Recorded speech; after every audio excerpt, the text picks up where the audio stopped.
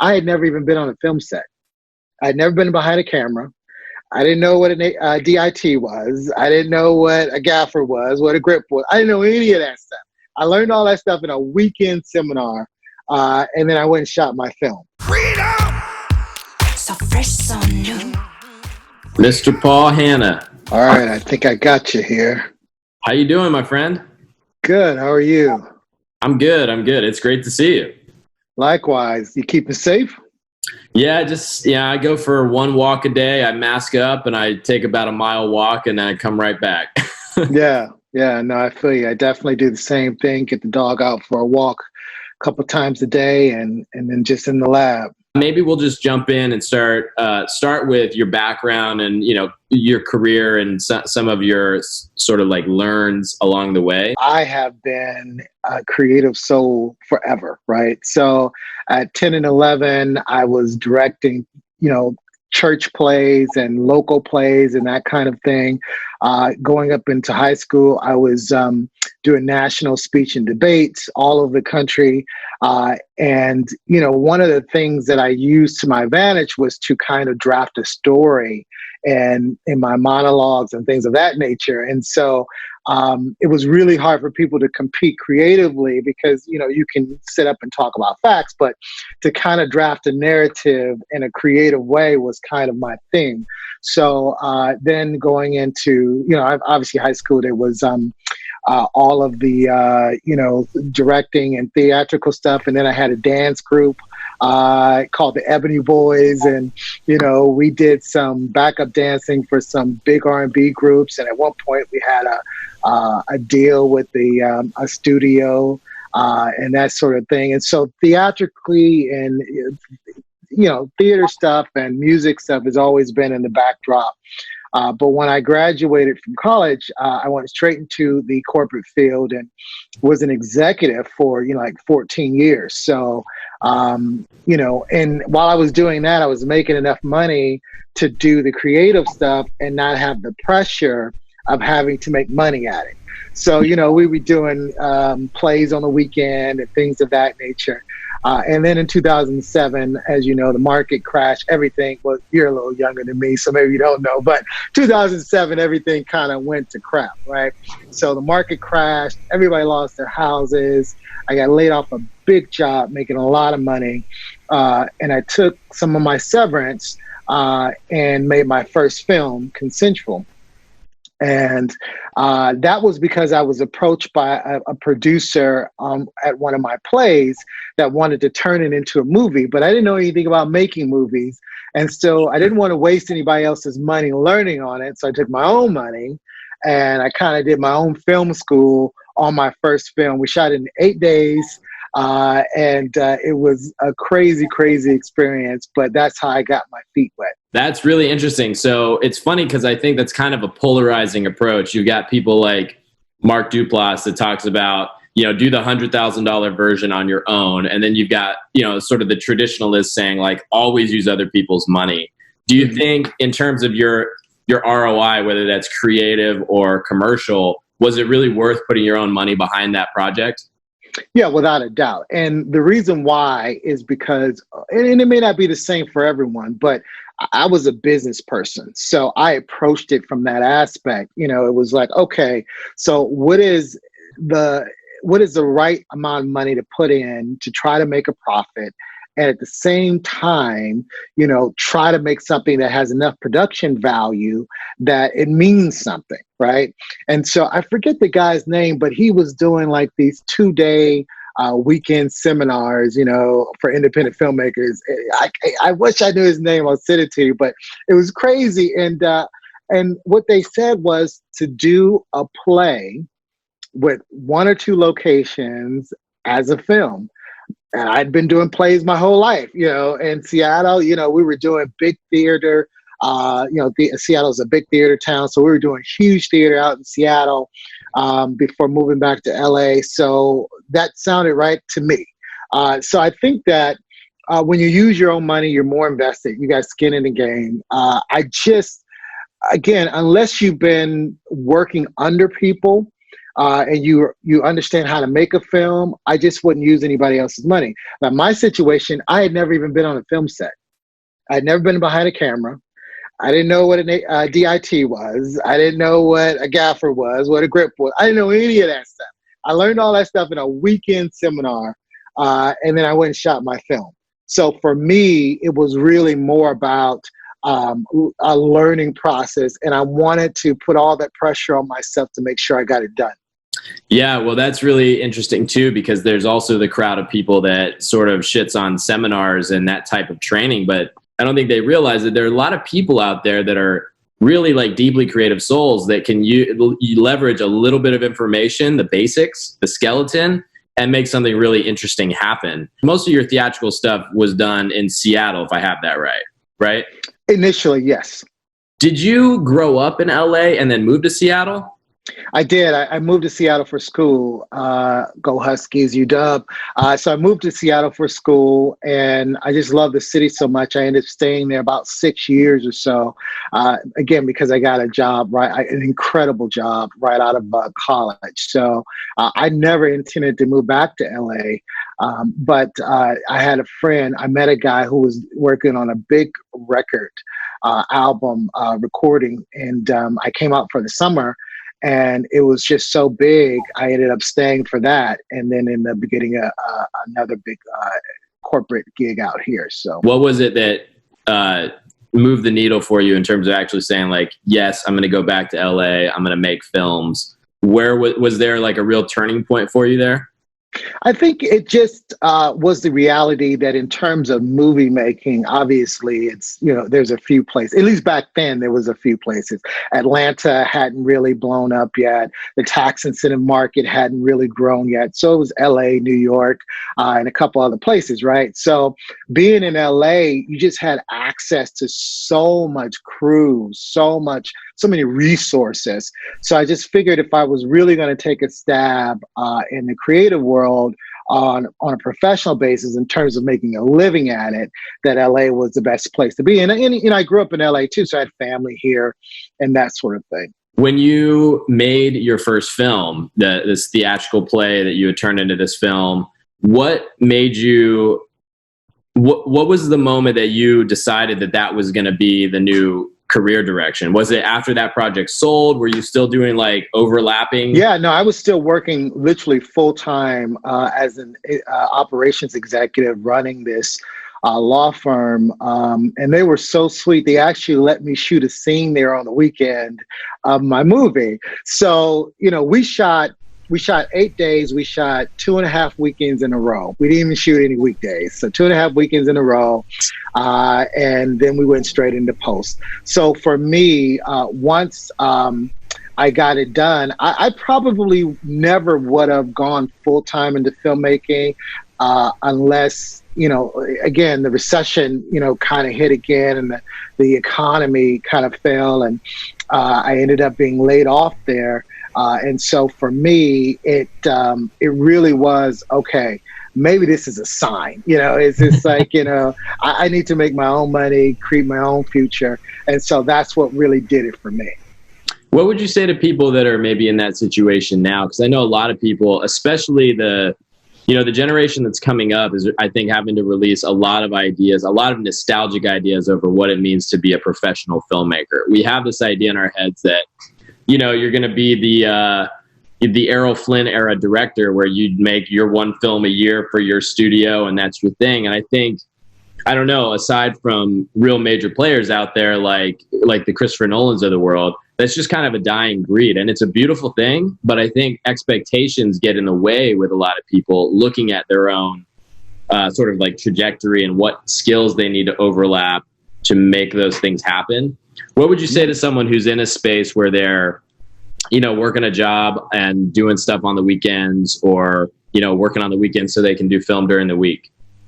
Yeah, I think that those people are really the future of the business. Like you said, I think the Christopher Nolans of the world and a few other names that I could throw out are very unique and specific examples.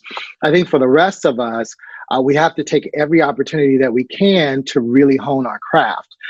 And I know one thing for me, because I was really never a starving artist, what I missed was having to be a PA on set, and Right. carry somebody's bag and then move up to a camera guy and then, start pulling focus. And I never really had that. I walked in as a director and a producer, and that's kind of been my life. So I think that people that have to kind of start from the bottom to really embrace that as a blessing, because you can learn so much, and so in the last few years, I've opened up a commercial side of my business, and for the smaller stuff, I'll go out and shoot it myself, and I love it because I get to be hands-on, whereas on the film stuff, I never get to be hands-on. Sometimes I'll kick my DP out the way and get behind the camera, but it's his. I respect his world in terms of what he does. So I don't really get to be as hands-on as I like to be. So I create projects to do that on the documentary side and the commercial side to get that experience. Yeah, I think that's a great insight because it's very easy to not look at the light at the end of the tunnel on some of that stuff. Like some of this whole paying your dues mentality, it's really not so much about paying your dues, but like learning what you need to know. Yes. And you got to embrace the opportunities to do that. And I think, of course, we should elevate that.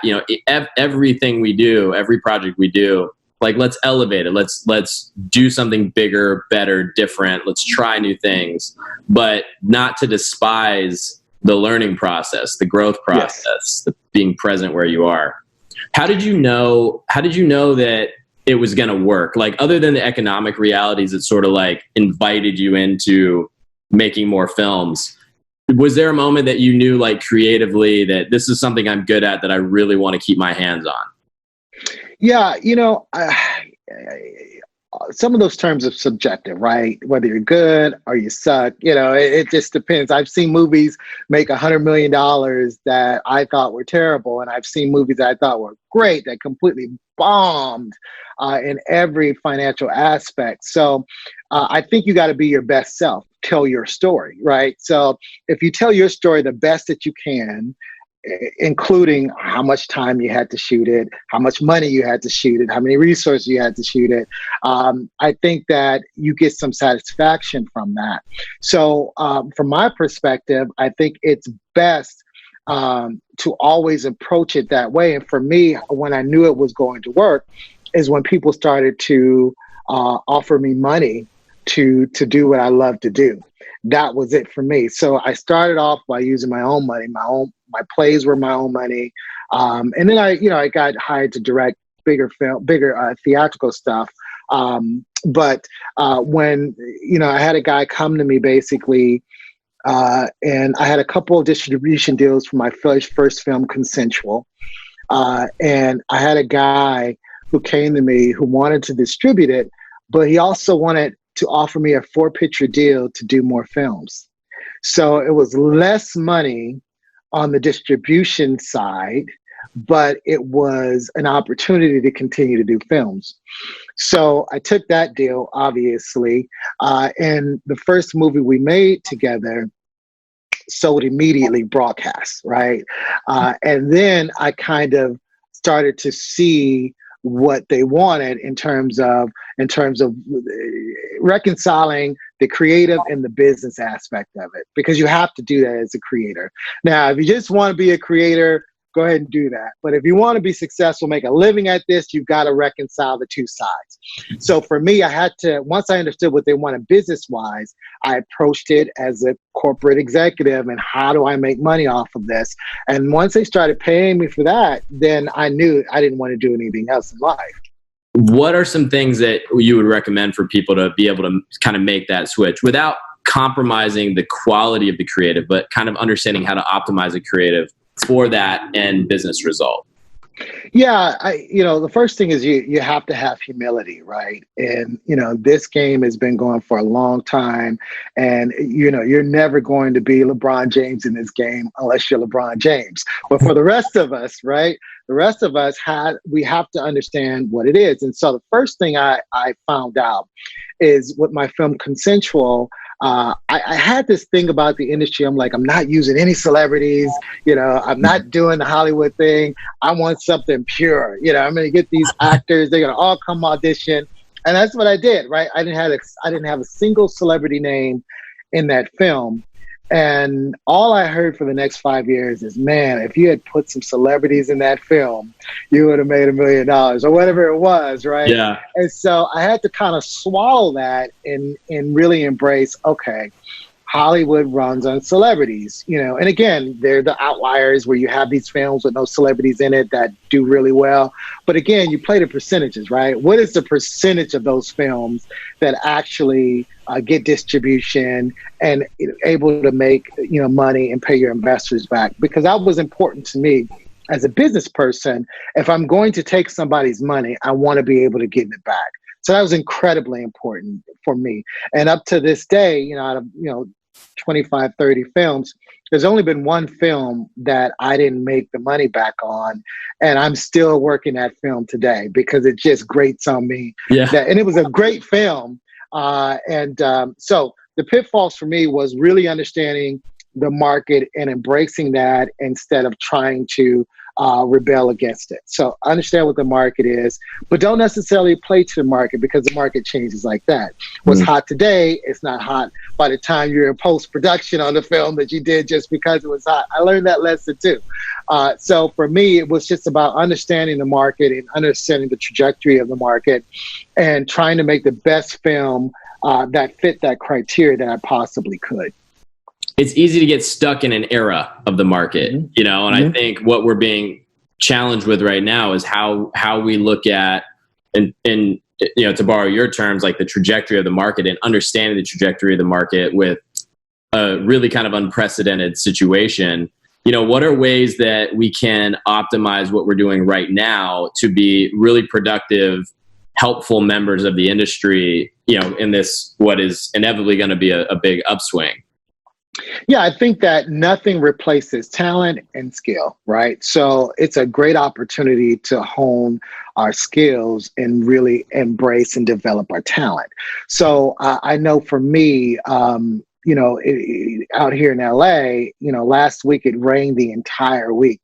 I don't remember a time that it rained for an entire week out on the West Coast. I can't remember a time that it actually did that. I mean, literally from Sunday to Friday, it was raining the whole time. Wow. So that was a great opportunity for people who are writers to really get in and find their story and start developing the arcs and the twists and turns of their story. So that's one way that we can do it. Another way is to go into study mode, right? Study films that we really, we want to mirror ourselves. We want to be like, necessarily copy, but we're inspired by, right? So go and watch those films, and I actually don't watch it for enjoyment. Watch it as a lesson, right? And go and look and see what the director, if you're a director, what shots did he use? What were the camera angles? When did he employ slow motion? If you're an actor, what was the arc of this character? How did you see when they shifted? Could you tell when the camera really made the move, or where the actor drove the camera, or what was pushing each? What scene had dolly moves on it? What scenes didn't? What scenes had special effects? If you're a special effect artist, can you tell where the layers are? Can you tell where it's folded in at? So it's a great opportunity, instead of just binge watching, Netflix, to really use the access that we have to all of this material to learn from it. People that have done what we want to do. So I think those are some great ways to use this quarantine time to our advantage. Absolutely. Are there resources that you turn to? And I mean, not only times like this, but just when you think like, I really want to get my development hat on, I want to get maybe like my learning hat on, and like kind of break new ground creatively. Are there particular like filmmakers or writers or resources that you get into? Not necessarily, nothing particular that I could call out. There's, like, from the writing side, there's a website called Script Lab that I like, that I'll go and do. And like I said, it's, sometimes, like with me, I'm always working, right? I'm always shooting or writing or in post. Like it's never nothing, right? So, it's important for me sometimes to slow down and go back to the basics. So before I start writing, sometimes I like to just pull up writing blogs, and it's interesting because these are typically people who are not out selling scripts, those who can't teach, but that's okay, because a lot of times they have great points of view. And that's another thing that goes back to the humility side, right? You can learn something from someone sleeping on the streets. So, no matter what I've accomplished in my career, I feel like I can learn something from anyone. So I go back and I read writing blogs and things of that nature. And even if I get one thing out of it, it's worth my time. And then, in terms of directors that I look to, it's just, it's not one director. It's typically films that I love. Like The Matrix is one of my favorite films because it has just so many layers of, if you get beyond the sci-fi stuff, just the way that it was directed and the arc of the characters, and you kind of develop the self-discovery of what Neo went through, and Morpheus, and how, it's kind of the young taking over for the new, and all those kinds of, narrative schemes going on in that film. So I love that film as one of my favorites. I love, God, there's too many to call, but Tombstone. Yeah. Tombstone is one of my favorite films. I love that film too for the same reason. Just the acting was phenomenal in there. So there's just different films that I really do embrace and go back and I look at different aspects of it. So when I'm watching a film with someone, they can just see in my eyes, like, you okay? And it's like, I'm listening to the score, I'm watching the directing, I'm looking at the acting, the dialogue from the writing, and that's why I'll go back and watch it several times, because there's so much to get and learn from in those films. One of my mentors is a director named Jonathan Briegel. Really talented commercial director. Taught me a lot about sort of the actual actionable side of allowing your projects to become a process of self-discovery as you're writing, as you're concepting visuals, all of that stuff. What are ways that you sort of approach your creative work through the lens of self-discovery? It all starts, because I write a lot of my projects, it all starts with story. And so I usually tap into something that I've experienced, something that has impacted me heavily. Like my first film, Consensual, it was about the phenomenon of, well, it wasn't until like 1970s before a husband could be convicted of raping his wife. And so it went back to this old English common law that said, basically, how can a man take something that he already owns? So it blew me absolutely away when I read it. And so that was the whole narrative of Consensual, and it was all these twists and turns. But just that idea of women being property at one point just impacted me so much. And so I feel like if the story impacts me, it'll impact somebody else. A film I wrote called My Favorite Five was about a woman who could not find a man that embodied all of her top 5 qualities. So she decided to date 5 men. So, if it was a male lead, right, he's like, oh, we've seen that story 1,000 times. Right. We haven't seen it with a woman, right? Yeah. We haven't seen a woman say, okay, I've tried to find it in one dude. I can't find it. So I'm going to date 5 men that each have one of my top qualities. And I just thought, at the time I was dating, and I was like, why can't I find a woman that just has, who can communicate, who's romantic, who's business savvy, who's, and so typically my narratives impact me in a profound way. And that starts to create a process for me. We're making records of feelings at the end of the day. All we're doing is putting a stamp. We're writing on the walls. And it's so funny because I think back to the earliest forms of art that we're aware of. We look at like cave drawings and things like that. And we see like little human shapes next to little animal shapes. And all that it is a reflection of somebody's moment, however many like thousands of years ago. Yes. And And when you talk about, I went through this, so like certainly somebody else will connect, like we'll find something about this interesting. It's so true, because all it is just a metaphor for your feelings. Yes. That's why the emotional intelligence component of, I think, creativity is such a crucial element. You got to know your values. You got to know what it is what are the questions you're asking, and kind of the mythology that you're living. What would you say are some of your like primary values going into your work, and how you represent the ideas that you're bringing to essentially the market or the audience? Yeah. So for me, it's interesting because, I was raised a Christian, so I have a lot of those values that are embedded in me. Right. But what's interesting is that I find that it is, it's such a great exercise to go completely against that in some of my writing. So even, when I started in speech and debate, that was one of the things that was so powerful, is that my first big national debate was I had to disprove God. So for somebody who was raised in church his whole life and had a strong spiritual belief system, I had to go in and disprove God. And it was and I remember, and this is not to gloat, but I destroyed the guy. He literally stood there and said, "I have nothing else to say."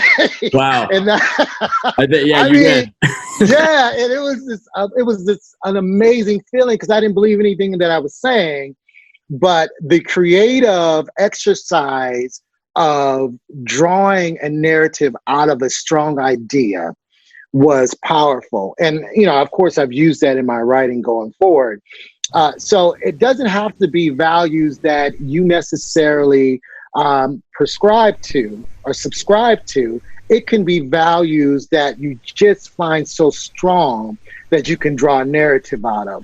And sometimes that's even a stronger exercise, because you have to dig deeper. It's easy to talk about what I believe and what I think you should do and what I think the world should look like. It's harder to draw that narrative against my own personal beliefs, and which means I have to work harder to do it, and usually comes out better. It's powerful. I also think that it inevitably would have to expand you. It's amazing how much the storytelling and like entertainment as an industry, but the storytelling method is built on empathy like that, to understand somebody else's mindset and approach. Yes. That it seems to connect at pretty much every angle of our industry, from the way we collaborate to the way that we treat other people's money, to the way that we treat our own money. Like, how do we truly like mirror the world we live in and create opportunities of connection, access points to maybe a different perspective? Yes. And that's part of the creative process. I did this script called The Muting, and it was an interesting story. And sometimes, like I said, I don't necessarily get to do what I want to do, but sometimes I'll do these writing contests under a pen, and this was that case. And basically, it was the idea of sometime in the future, in order to get rid of the violent part of our personalities, we also had to sacrifice our ability to feel passionate love. And so just the dichotomy of that, it's like the world is at peace and we have no more racism, we have no more hatred, we have no more violence. But now we have to manufacture these feelings that came naturally to us in the past. So like I said, just these ideas that are powerful, you start to build on those. And I think that's where the greatest stories come from. How do you find people to mentor you? Yeah, I think it's incredibly important, and it comes from that same space of humility, right? Sometimes it's hard for us because typically in the creative field, we have an ego, right? And, there's not many actors or actresses you can find that will tell you, "Oh, I really suck. I'm just trying to make money." They all believe that they can act, right? Same thing with directors and writers and things of that nature. So really it comes from a place of humility and being open to learning from anyone. And the most important thing about that is that will transition over time, right? You'll have many mentors, right, for different stages that you're in your career. And so, whereas you may be just starting out and you just maybe have somebody to introduce you to the world of film. Like I said, go and be a PA on a set. Like, to me, that is the best job in the world. And I'm not just saying that. I'm so serious about it, because you get to be in that world. You get to, watch the director. You see behind the scenes. You're in the wardrobe room sometimes. You're at hair and makeup. You're at the trailers. You go in and maybe even get gas, and you come back and it's a whole different world, a different scene. And just being a PA on films, I think, is a great way to learn. And then you'll have, like, I've had PAs come up to me on films and said, can I just shadow you? The next time I have to pay me, I just would like to shadow you. And I always say yes, right? Because I think it's so important that not only we find great mentors for ourselves, but we become great mentors for other people. And sometimes that is just literally allowing them to watch you work. Allowing them to read your stuff and see the development from draft 1 to draft 5 and things of that nature, depending on what you're doing creatively. But that's how important it is. So I think just being open to that, and then putting yourself in those positions to meet those kinds of people. And that means volunteering sometimes on set, things of that nature. Nobody knows what you know in the order you know it or in the flavor that you cook it. You can't give everyone access to you. So that's where it comes in, where I think that if you're really looking for a mentor, is to be humble, to be fluid in terms of allowing yourself to be open and honest. And, I think people will see that. They'll recognize that and want you to be a part of what they're doing. It's super great to talk to you about all of this. I love your perspective. It's super interesting. Your career and the way that you approach the business as a business person, I think is a really important perspective for creative people to hear, because a lot of creatives have the opposite arc, which is, we learned how to make films because we had cameras growing up. Yeah. But we don't know how to be in the world. We don't know how to add value to the market. And so I think I'm grateful to have your perspective here and to be able to share it out. Where can people find you and keep up with your projects? Yeah, so they can just go to pdhfilms.com, like Paul D. Hanna, pdhfilms.com. Usually we keep that pretty updated, or they can follow me on social media, one Paul Hanna, on Twitter and Instagram. Those are private sites, so if I like you, I'll approve. If I don't, I won't. Not be humble. Yeah, exactly. Don't take it personal.